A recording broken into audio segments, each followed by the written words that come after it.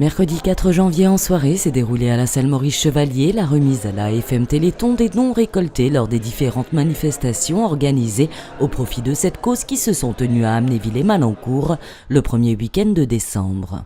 Ce sont plus de 10 000 € qui ont pu être récoltés grâce aux bénévoles des associations qui ont mis en place des événements sur la commune. Oui, 10 000 € dépassés, c'est une très très belle somme. De toute façon, c'est le fruit du travail de toutes ces associations et de la commune d'Amnéville-Malancourt qui a donné ce résultat-là, avec justement la grande nouveauté, c'est qu'on s'est mobilisé pour pouvoir avoir 1 tonne de piles minimum qui vont être prélevées par le transporteur début de semaine normalement. En moyenne nationale, une manifestation récolte 2 700 €. Bien évidemment, il y en a qui rapportent bien plus, mais les citoyens amnévillois et malancourtois peuvent déjà être très fiers de leur implication et leur participation. Je voulais aussi bien évidemment remercier plus particulièrement en dehors du service des sports, avec l'adjoint au sport Arnaud, mais aussi avec toute l'équipe, souligner que cette année on a fait un peu différemment de l'année dernière. On a laissé plus de liberté entre guillemets aux associations de s'investir pour les FM Téléthon et de l'organiser, et ça a payé puisque les résultats sont meilleurs.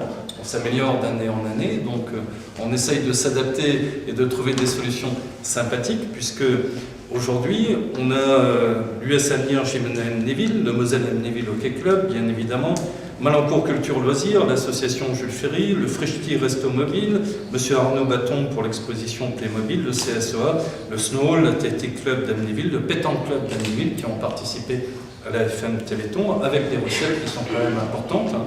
Quand on voit que la gym ramène 4 598 €, c'est quand même important comme somme. Deuxième, le hockey avec 3 580 €, c'est magnifique. Le CSEA, première participation, mais déjà 480 €, c'est un début.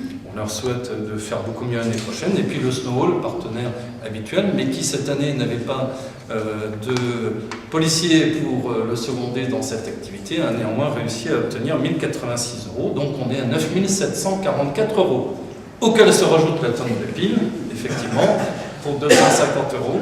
Parce que les associations sportives, les services municipaux et puis toutes les écoles d'Amnéville et Malancourt ont permis de ramasser ces piles et d'arriver à cette tonne. C'est quand même superbe d'arriver à 1 tonne de piles usagées. Ça me rappelle une autre opération qu'on avait fait dans un autre contexte qui avait aussi permis de retrouver un montant important de bouchons d'amour pour une autre opération, mais ça démontre aussi que chaque fois que l'on demande aux Amnévillois, aux Malancourtois de se mobiliser et de faire un geste, eh bien, ils répondent présent, et ça, c'est extraordinaire.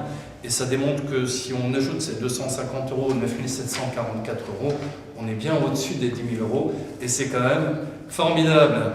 On essaiera néanmoins de faire mieux l'année prochaine, parce que plus on récolte d'argent, plus la recherche avance, et plus les gens ont des chances d'être guéris. L'intégralité des sommes reversées sert à financer la recherche et aider les proches des malades. Ces fonds vont servir pour 80% donc sur la recherche, sur des projets comme des essais cliniques où on en a une trentaine actuellement. Donc on a toujours besoin justement de cet argent pour pouvoir aller de plus en plus loin et d'amener la solution à nos malades.